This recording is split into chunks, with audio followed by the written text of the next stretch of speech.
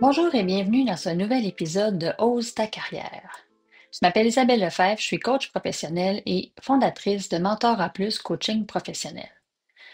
Puis aujourd'hui, on va parler de leadership, mais pas n'importe quelle sorte de leadership, le leadership féminin, fort et fier.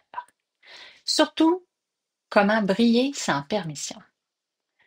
C'est le titre de cet épisode, mais c'est aussi le titre d'un de mes livres que j'ai écrit qui est le plus personnel, Briller sans permission. J'ai pas choisi ces mots-là juste pour faire joli sur une couverture.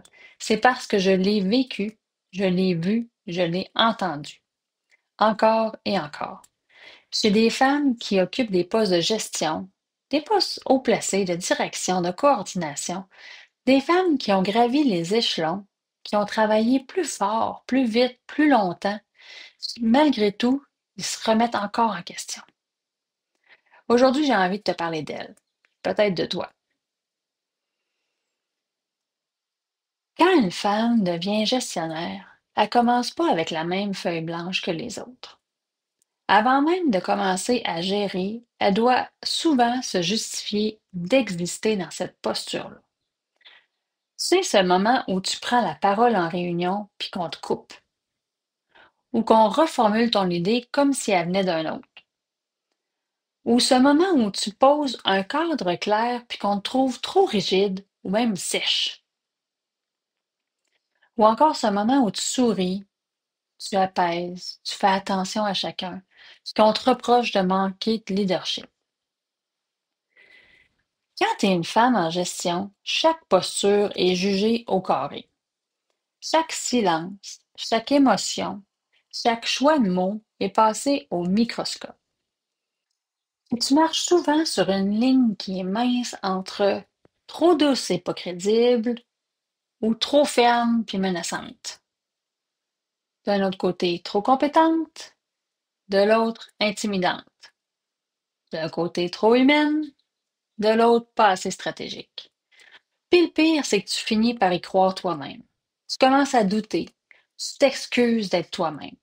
Tu veux bien faire, mais tu sais plus exactement ce que ça veut dire. Ce qu'on oublie, c'est qu'on arrive rarement dans un rôle de gestion en étant neutre.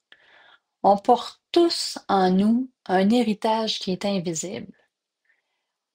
Ça comprend les modèles qu'on a eus ou qu'on n'a pas eus, les remarques qu'on a accumulées depuis l'enfance. Les regards, les commentaires, les attentes implicites. Moi, je me souviens très bien de mes débuts. Je voulais faire mes preuves, je voulais être prise au sérieux. Alors, j'ai serré les dents, j'ai travaillé plus. J'ai voulu être correct. Mais à force d'être correct, je savais plus si j'étais encore moi-même. C'est ça que vivent plusieurs des femmes gestionnaires. Elles se donnent pas la permission de briller exactement comme elles sont, parce qu'on leur a jamais laissé cet espace-là, le droit d'être elles-mêmes. Puis je parle pas ici d'un plafond de verre abstrait, là. Je parle d'un plafond intérieur, celui qu'on finit par s'imposer à soi-même, puis intégrer. On s'autocensure, on s'adapte, on attend qu'on nous valide, qu'on nous reconnaisse, qu'on nous dise qu'on est à notre place. Mais si on arrêtait d'attendre, quand j'ai écrit Briller sans permission, je voulais pas écrire un autre livre sur le leadership.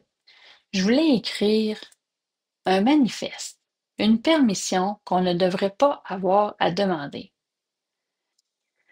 Le livre Briller sans permission, c'est ne plus attendre d'être validé pour parler, ne plus se réduire pour ne pas déranger, ne plus s'excuser de penser, de décider, de mener, de créer autrement.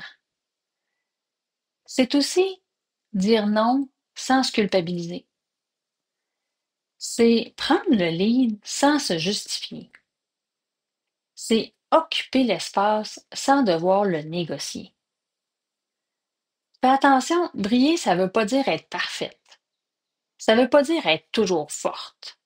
Ça veut dire être pleinement soi-même, avec sa douceur, sa force, son intuition, sa clarté, puis sa vulnérabilité aussi. J'aimerais te partager maintenant quelques histoires anonymes, mais bien réelles, de femmes que j'ai accompagnées. Il y a eu Julie, une gestionnaire dans un milieu majoritairement masculin. Elle était compétente, solide, mais elle n'osait jamais parler de ses idées nouvelles, innovantes dans les rencontres, dans les comités, de peur d'être perçue comme déconnectée.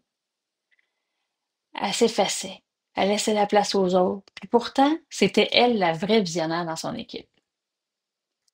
Il y a eu aussi Nadine, qui s'est fait dire qu'elle manquait de leadership, alors qu'elle passait ses journées à désamorcer les tensions autour d'elle, à soutenir ses employés, à recadrer en douceur, puis à faire avancer les projets dans l'ombre. Elle correspondait pas au modèle alpha, mais elle était un vrai leader. Il y a eu celles qui sont venues me voir après un congé de maternité, avec cette peur de plus être à jour, de plus en savoir assez, de devoir prouver qu'elles sont encore valables. Ce que j'ai vu dans tous ces parcours-là, c'est que le vrai frein, c'est pas le manque de talent, c'est la permission intérieure qu'on se donne ou pas.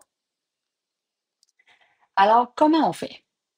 Pas avec des recettes, pas avec des postures forcées, mais avec de la conscience.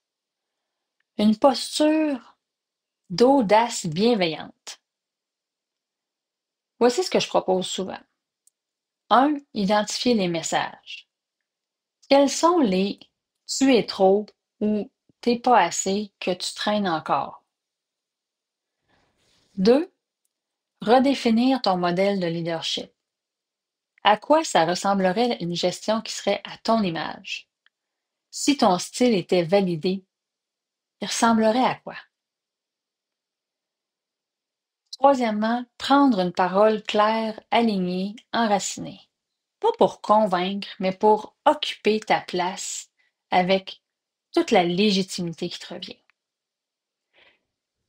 Tout ça, tu n'as pas besoin de le faire seul. C'est pour ça que j'ai créé le livre Briller sans permission. C'est pour t'aider à prendre conscience des limites qu'on s'impose parfois à soi-même, des modèles qui sont programmés dès notre jeunesse. Si tu retiens ne serait-ce qu'une seule chose de cet épisode, bien que ce soit que tu n'as pas besoin de permission pour exister pleinement dans ton rôle de gestionnaire. Tu n'as pas à cocher toutes les cases pour être légitime. Tu n'as pas à te rétrécir pour qu'on t'accepte. Tu es assez. Tu as droit à ta place. Si on ne t'adonne pas, tu peux la prendre avec grâce, avec intelligence, avec force et douceur. Merci d'avoir été là. Merci d'écouter, de réfléchir, de te choisir avec moi. Si tu connais une femme qui aurait besoin d'entendre ce message-là, partage-lui l'épisode. Laisse une note ou un commentaire si ça t'a touché. Abonne-toi pour ne pas manquer les prochains épisodes. À très bientôt dans Ose ta carrière.